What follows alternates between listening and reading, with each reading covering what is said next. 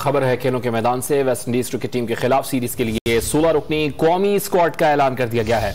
Don news के नुमाइंदे अबू बकर बिलाल ने हमें ज्वाइन किया। बिलाल बताएगा कौमी स्क्वाड में कौन कौन शामिल है।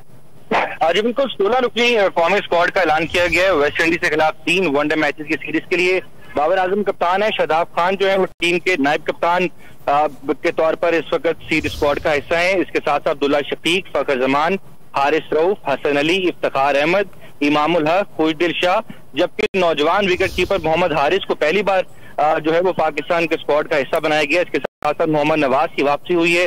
मोहम्मद रिजवान, वसीम जूनियर, शाहीन शाह अफरीदी, शाहनवाज दानी और जाहिद महमूद को स्क्वाड का हिस्सा बनाया गया, जबकि हैदर अली, आसिफ अली, आसिफ अफरीदी और तौ शकील जो है वो स्क्वाड से बाहर हुए हैं। जी बहुत शुक्रिया अबू बकर बिलाल, हमें अपडेट कर रहे थे। ताज़ा तरीन वीडियोस के लिए हमारा YouTube चैनल सब्सक्राइब करके बेल आइकन प्रेस करिए ताकि आपको मिले हर अपडेट सबसे पहले।